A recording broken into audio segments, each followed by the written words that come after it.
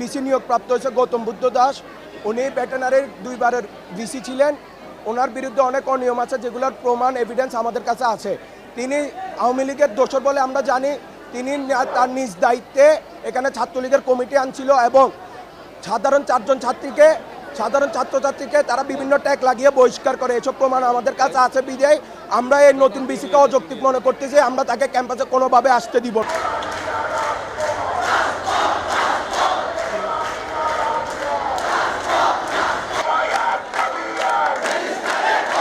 এই দাবিগুলো মেনে নেওয়া না হয় তাহলে আমরা অতি শীঘ্রই আমাদের যে পরবর্তী কার্যক্রম এটা আমরা শুরু করব। ইভেন আমাদের দাবিগুলো যদি মেনে নেওয়া হয়, আমরা পরবর্তী যে একটা অ্যাডমিশন আছে ওই অ্যাডমিশনকে আমরা কি রুখে ধরবো। আমরা চাচ্ছি না যে আমাদের দাবি মেনে নেওয়া পর্যন্ত এখানে কোনো নতুন ছাত্র আসুক। এটা হচ্ছে আমাদের প্রথম কথা।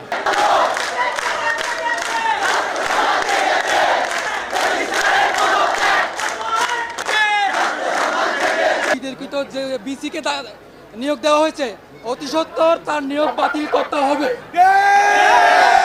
2 নাম্বার দাবি হচ্ছে বিশ্ববিদ্যালয়ের বিতর্কিত যিনি রেজিস্ট্রার আছে দিলীপ কুমার বড়ুয়াচার, ওনার দ্রুত সম্ভব ওনার পদত্যাগ আমরা দাবি করছি। তারপরে আরেকটা দাবি হচ্ছে ডিপার্টমেন্ট ভিত্তিক সকল ডিপার্টমেন্টের যত সব দাবি আছে সব দাবি অতি শীঘ্রই দাবি মেনে নিয়ে বাস্তবায়ন করতে হবে।